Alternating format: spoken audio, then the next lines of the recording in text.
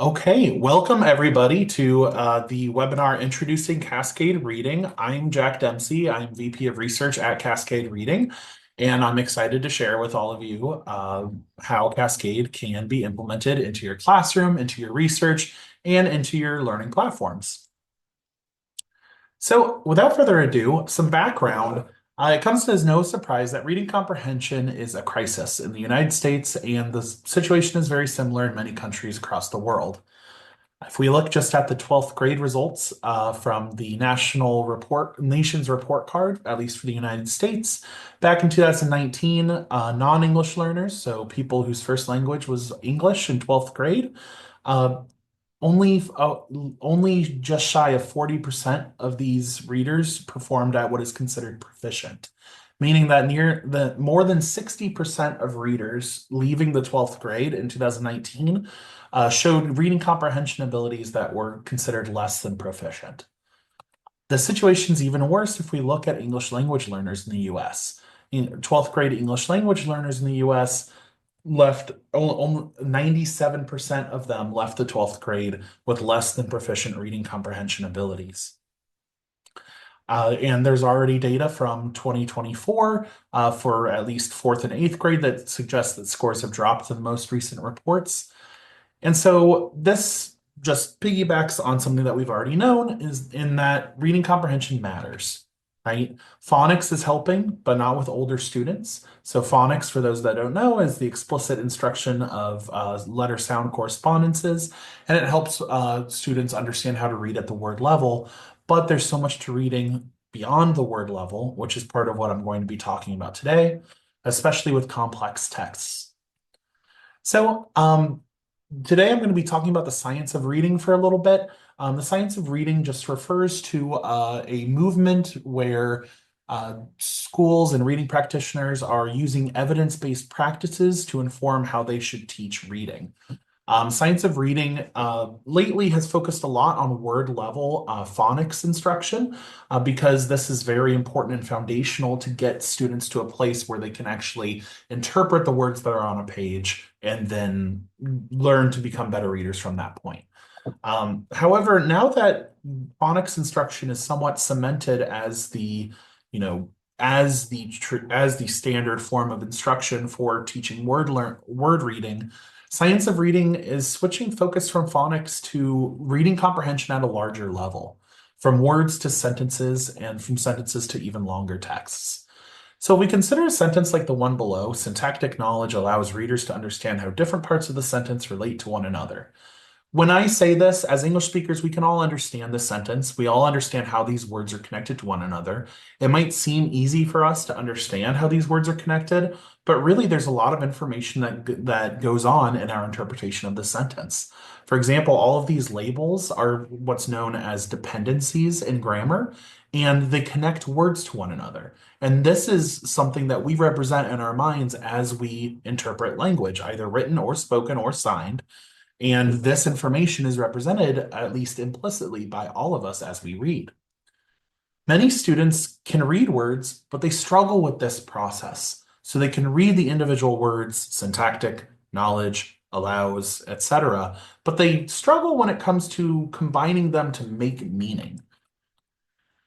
And so, a core assumption moving forward is that syntax is the underlying mechanism in reading comprehension. In order to form meaning between words, you need syntax. You need the ability to combine words using systematic principles.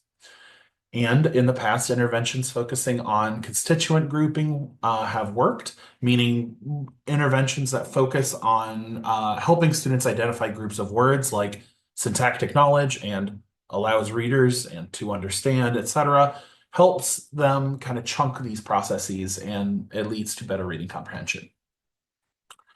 And so today I'm going to be presenting something called linguistically driven text formatting. And so this is something developed by Cascade Reading. And so throughout, linguistically driven text formatting is going to be referred to as Cascade Reading or the Cascade format. And essentially, it is an automated, patented process that is used to identify and separate grammatical phrases via line breaks, and then add indentations to the text to show relationships between grammatical phrases. And so we can imagine what a sentence might look like in the picture below as well. This time, what I'm showing is something called a grammar tree, syntax tree. Many of you may be familiar with this if you ever diagrammed sentences or if you have a background in syntax. Um, and so this represents the hierarchical structure of a sentence, which can get really, really complex, even though advanced readers are able to interpret all of this information rather rapidly.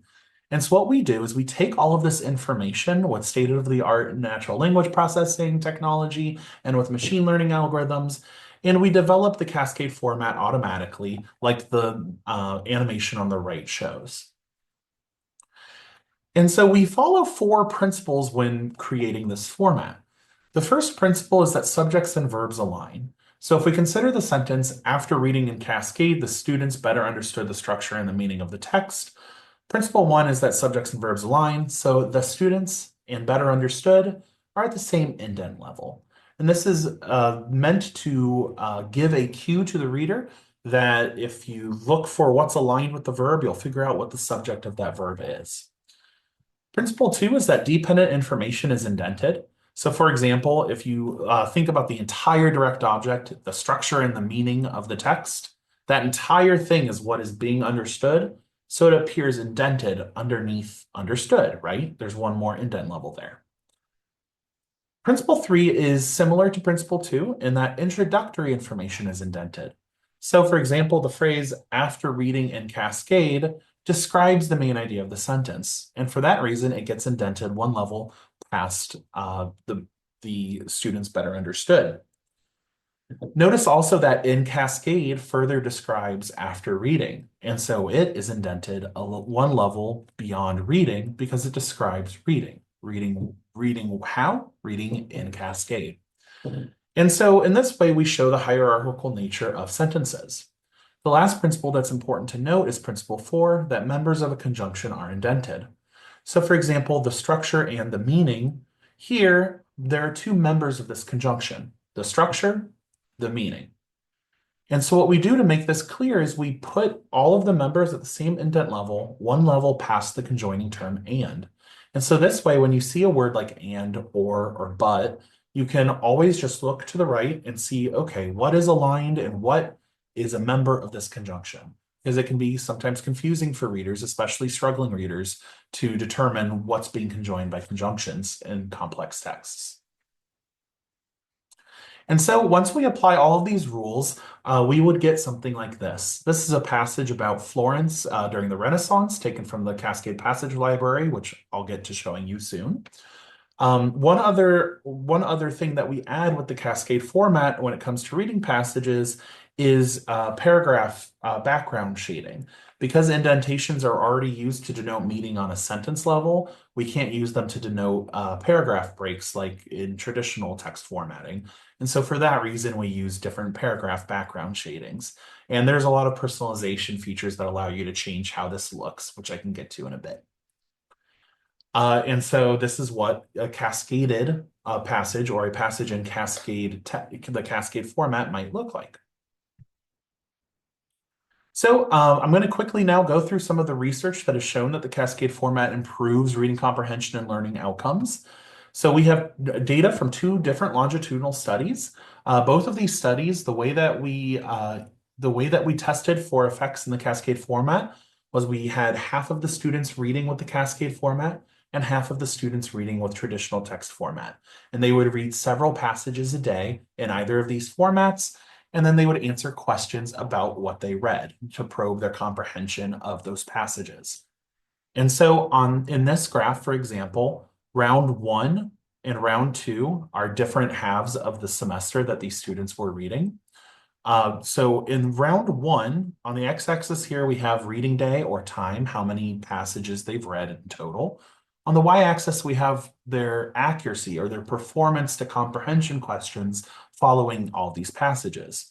And what we see is that students who are reading in the Cascade format, they start to improve relative to students reading in the block format, the Cascade format students being represented by the blue line here.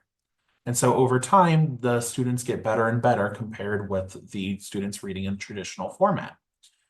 Then in round two, what we did is we switched. So now we had students who were reading in the Cascade format. So these students who were in blue are now reading in traditional text formatting or in the gray line.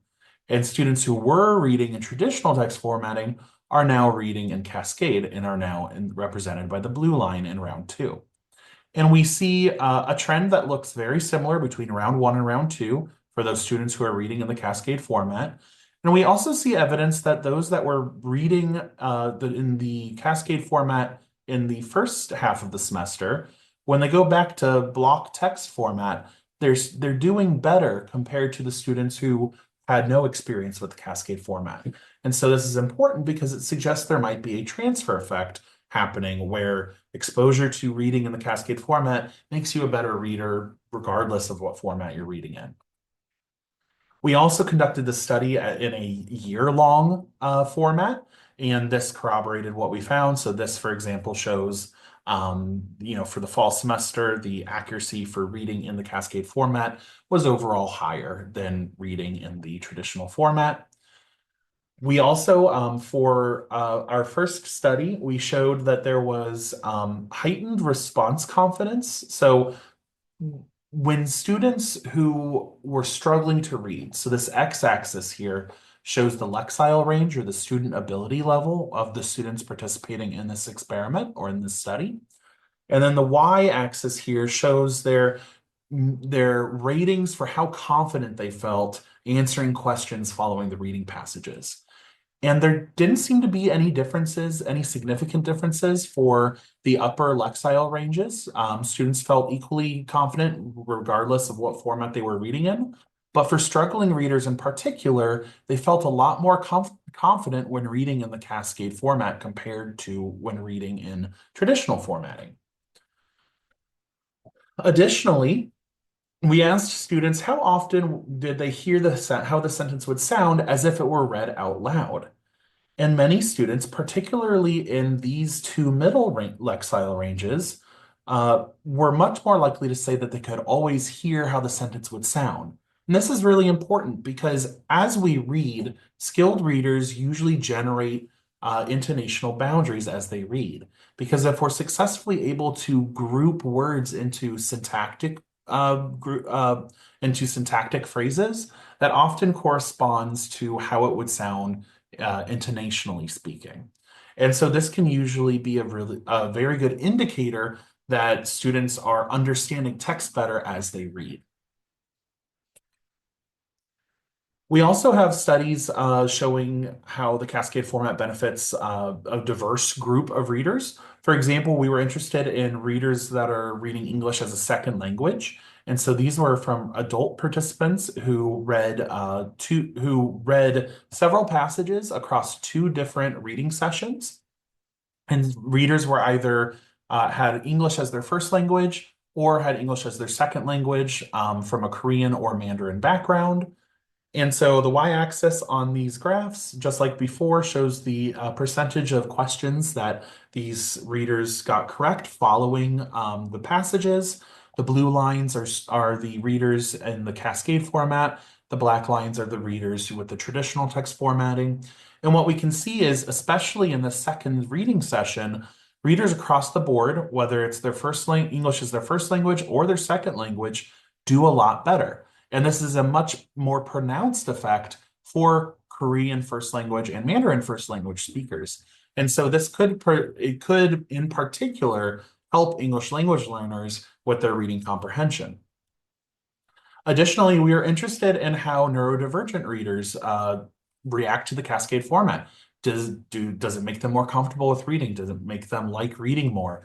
And so we had a survey. We asked them on surveys to answer some questions about the formats. And similar between ADHD and dyslexic readers, the majority of them preferred the Cascade format compared to traditional text formatting. Over 70% found it reading easier with the Cascade format. They felt more confident using Cascade and would use Cascade frequently if given the chance to do so. And so an overview of what's left in the webinar, now that I've given an introduction to what the Cascade format is, and some background of the research showing that the Cascade actually does improve reading comprehension and learning outcomes. Now I'm going to walk through how Cascade can be implemented into the classroom for reading comprehension, for grammar instruction, and for language learning. Then I'll talk about how we can leverage Cascade for research, both in educational settings and in academic settings.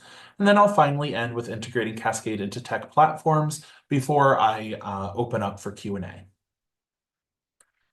So without further ado, I'm going to change the screen that I'm sharing. Okay. All right. Okay.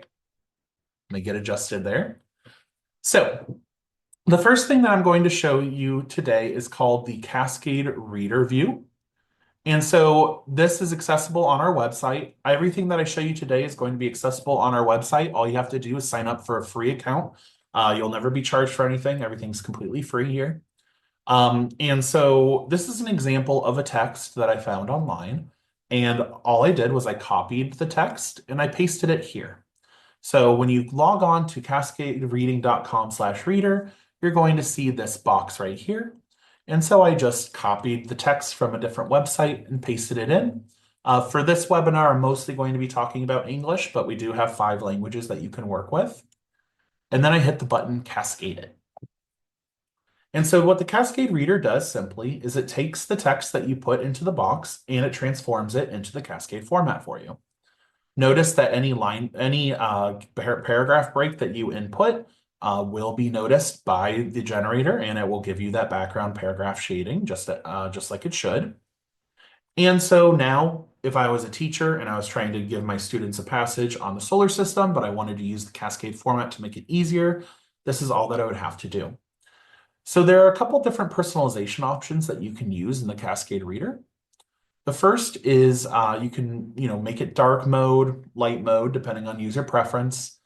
You can change how narrow the Cascade is if you want it narrower, that's an option. You can also decide whether or not you want alignment lines. Sometimes people like it more with alignment lines, sometimes people like it less. There are also 2 options to export the Cascade format, depending on what's better for your system, how you want to implement it into the classroom, for example. First, you can copy. If you click this, then it copies everything that's been generated. And then when you paste it into if you paste it, then what's going to happen is all these indent levels will appear as a tab. So if you paste it into a Word document, everything is going to appear as a tab in a Word document. What's a little more useful is the print option. If you print, then you can save directly as a PDF. And then if you change some other settings, for example, you can make it so that there are no margins. And then this gives you something that, takes up as little space as possible, but it gives you a document that you would be able to share with students, either via a learning management system or Google Classroom or something of that nature. And you could share this with them so that they now have access to a reading passage that's in the Cascade format. I'm now going to show you the actual website that text came from. So this is just a website I found today. There are plenty of resources. Every teacher has their favorite resource for online readings. So this is just a website called softschools.com, and they have a passage about the solar system that I found. And so what I did was I simply copied it from here, and then I pasted it into the box in the Cascade Reader like so. And that's all I did to get what I have in the Cascade Reader.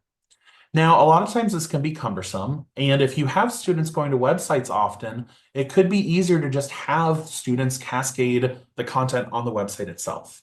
And for that reason, we have a Chrome extension, which is also free to download on Chromebooks and laptop computers, and desktop computers and tablets for that matter.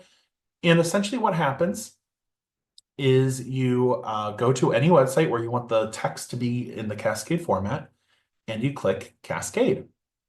And so this takes a little bit of time to load, but what it does is it takes the text on the website and automatically cascades it for you right then and there. And so now you can read the passage just like you could in the Cascade Reader, but you didn't need to be on a different website. What's also nice about this is it gets rid of a lot of ads. And so when you switch to Cascade or when you switch back, which is very easy to do with the Chrome extension, you can see how many distractions there are as students are trying to read the passage. And so this is another benefit of using the Cascade Chrome extension. And this can be used on any website where there's text presented in HTML. And so that includes the majority of websites that you would use for educational purposes. So now that we've covered tools that you can use to transform readings that your students have into the Cascade format to make comprehension easier, there's also we also have options for providing supplemental readings to your students if they need a bit more practice and you think that doing so in the Cascade format would help. So we have a Cascade Passages library. This is accessible to teachers if they sign up for a free account. And what it allows you to do is browse through our library. So what we have are passages that correspond to CKLA units taught in the fourth and fifth grade. And if you click on one of these units, say the American Revolution, then you can see a list of different passages. So we have passages about Articles of Confederation, Benedict Arnold, the Bill of Rights, crossing the Delaware, etc. And these are all passages that have been fact-checked and that can be used as educational tools corresponding to these units. Now, before I actually show you what a passage looks like, there are a couple of features that I want to talk about. The first is that you can download comprehension questions. This will give you all the comprehension questions for every single passage. There are 14 questions for every passage. And so if you want to also track progress in how well students are understanding what they read, you can use these questions to do so.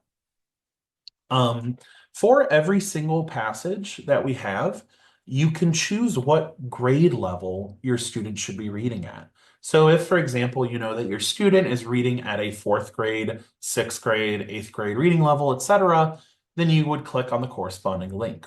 Also, if you're interested in knowing information about the statistics in the passage itself related to, syntax and complexity, we also have those files for every individual passage set. Although those might be more useful for researchers than for educators. And so, for example, this is what Articles of Confederation would look like for the second grade reading level, right? And so it automatically shows the passage in the reader view. And likewise, this would be the eighth grade reading level. Notice that the sentences are a bit more complex and there's higher vocabulary that's used. But then you can also click this button right here to download an HTML version. So not only can you access these passages online and you can send these links to students. So I can send this link to a student and they don't need an account to view the actual passage. You only need an account to view the library itself. And so I can either send a link to students to read these passages, or I can download the HTML version and just like before, print and save as a PDF if I need to. Okay. So lastly, I'm going to move on to something called the Cascade Explorer view. So this is moving beyond providing the Cascade format just for reading comprehension benefits. Now we're trying to use the Cascade format to teach grammatical concepts to students. And so the Cascade Explorer view allows us to do so. So notice that the setup is almost exactly like the Cascade Reader view. We have our box over here where we can choose the languages. Here I've just put a complex sentence in. The principal noticed that the janitor who cleaned in the classroom every night left quickly after the last announcement, right? So a complex sentence, I cascade it. And just like the reader view, I get the sentence below. But now, in addition to the cascaded format, I have a lot of other visualization options. For example, I can free highlight. So just say that I'm trying to, highlight all the articles for my students. They're learning the and a. Then I can, highlight that. Whatever lesson you want, you have this highlighting palette at your disposal. And anything that you mark on these can always be deleted just with one click on the eraser icon. You can also automatically underline different syntactic groups. So, for example, the subject of the sentence. The subject of the sentence is the principal And there's also another subject, right? The janitor who cleaned in the classroom every night, right? And you can also look at prepositional phrases in the classroom or after the last announcement, direct objects, indirect objects when they're present in sentences, and so forth. Something that's also very useful for learners that don't have a good grasp on grammatical concepts is parts of speech identification. So, for example, just say that students are struggling to quickly identify nouns and verbs, you could provide this as a scaffold for them so that it automatically underlines what a noun is and what a verb is. And again, anytime that you want to get rid of these markings, you can do so by clicking this, but I'm going to keep them on just for visualization purposes. We have two, and so when you open up settings, you have the same kind of personalization settings that you had on the reader. You can change the gradient on the lines. You can make it, if you have multiple sentences, you can make it so that they're all on one page versus all on separate pages. But then we also have two different types of visualizations we can apply. We have something called colorized clauses. And to show this, I'm going to get rid of what I've done so far. If we turn colorized clauses on, suddenly we have color introduced into the Cascade format. And so this allows us to see what information belongs to what clause. This can be very helpful for more advanced readers as they're trying to become better writers, for example, if they want to practice understanding how to combine clauses, or they just have trouble unpacking multi-clause sentences.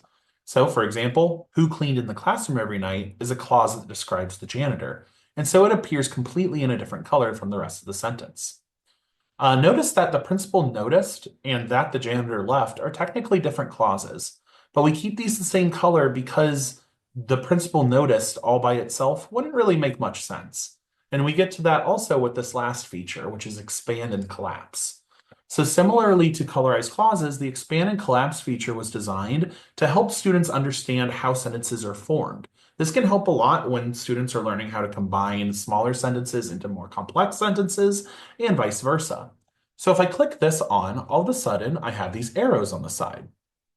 If I click on the arrow, then I can collapse the sentence. So left quickly after the last announcement, quickly and after the last announcement, just describe left. They're not structurally required for the sentence to make sense. And so I can simplify the sentence like that. So the principal noticed that the janitor who cleaned in the classroom every night left. The principal noticed that the janitor who cleaned every night left. The principal noticed that the janitor left. This is the sentence in its most simple form.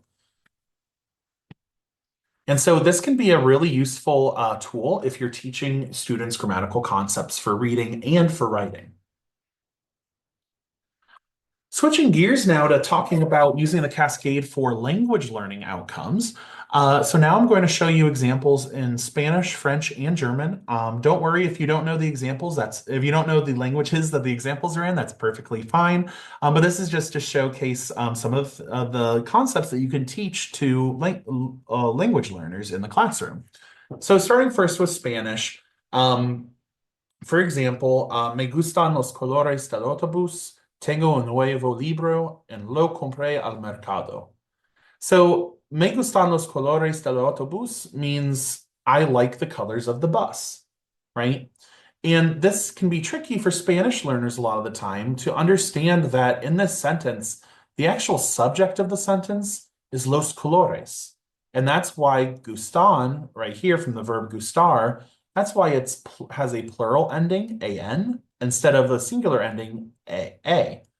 It's because the subject of the sentence is colors. This is challenging for a lot of English learners of Spanish because they are trying to translate from I like the colors. And so they have to change that to a literal translation of the colors please me or something equivalent to that. And so that can be confusing for learners. Well, it can also be confusing. So, for example, tengo un nuevo libro. I have a new book. If I were to say in Spanish, I bought it, the literal translation would be it I bought.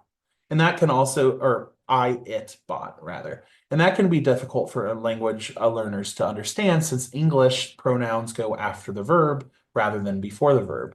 direct object pronouns. And so if we cascade these sentences, for example, all of a sudden we have cues for this in Spanish. And so learners of Spanish can see how this grammar acts in real time, right? And so principle one, subjects and verbs align.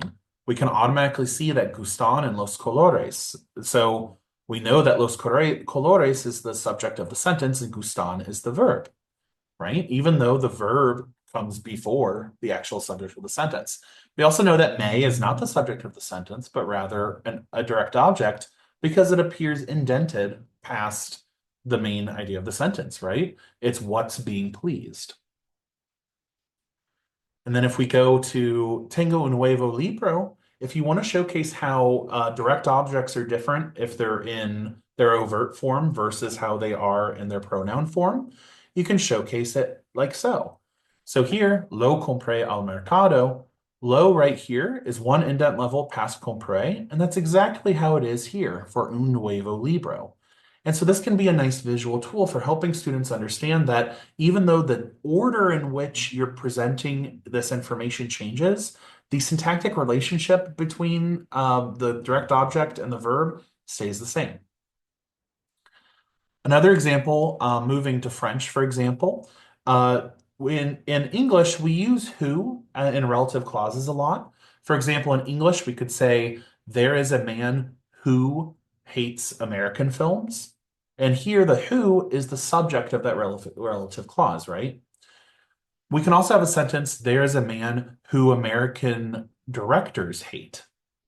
And here, the who sometimes people say whom in this case is the object of the relative clause. And so this who whom distinction is also apparent in French between qui and que. If it's a subject relative clause, users use the word qui, or you use the word qui. And if it's an object relative clause, you would use the word que. And so if I cascade that right here, you can use this as a tool for understanding relative clauses. So if students are struggling with whether to use qui or que when combining simpler sentences into more complex sentences, this can help. So for example, here we see that qui, and if we use clause coloring actually, let's go over here and use clause coloring. So here we know that this is a different clause, right? Because it's all a different color than the rest of the sentence. So literally, this is who hates American movies, or qui déteste les films américains. And what we can do is look that and see that qui and déteste are on the same line. That means that qui is the subject of the verb déteste, hate. And so here we know that this is a subject relative clause. But if we look at the next sentence here, and we still have our clause colorization on, all of a sudden que, which is who in this case, appears indented past les directrices américaines, or the American directors, right? And so because it's indented, because this que is indented, it allows us to understand that, oh, it's the object. So this is an object relative clause. And so this can really help students who are struggling with this que-qui distinction. Another example of how it could be useful within a German context. So for example, German a lot of times has verbs or verb particles that you put at the end of clauses or sentences. And this can be hard for speakers of English or Romantic languages because we usually put verbs together. We usually don't separate them across, large spans of text. For example, im Kino habe ich mit Freunden den neuen Film gesehen. This is in the theater, I, with friends, the new film saw, essentially. So we have right here. In the theater, have I with friends the new movie saw. And so that can be difficult for English speakers who are used to just saying, in the theater, I saw, right? Or I have seen. Have and seen aren't separated, but they do get separated in German.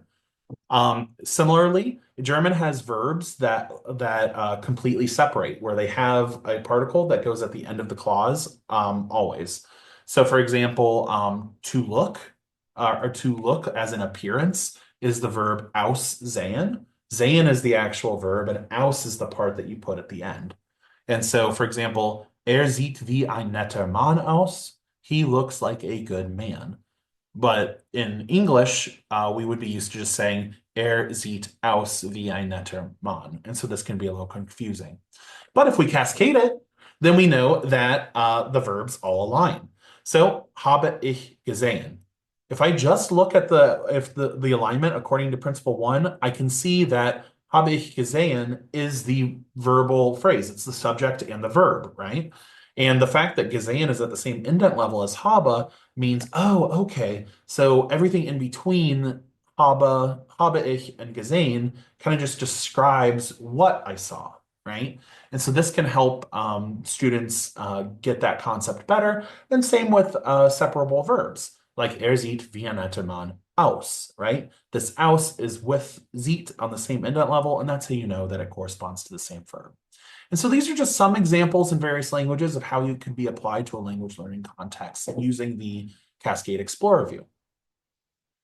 So now I'm going to switch over and back over to the slides real quick. All right, let me share my screen again. So to summarize, Cascade reading for educational purposes, we have several different tools that could be used: the Reader view, the Explorer view, and the Chrome Web view.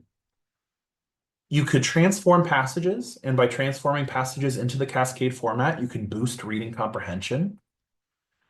You can use it to visualize syntax, and by visualizing syntax, both in a language learning and in a reading comprehension context, you can boost syntactic knowledge, which in turn boosts reading comprehension. And you can also personalize according to individual student needs. Not every student's going to want to read in the Cascade. Not every student is going to want to see the Cascade for the same reasons. But if you always offer it to students, then you can really start to see benefits where they are most likely to occur.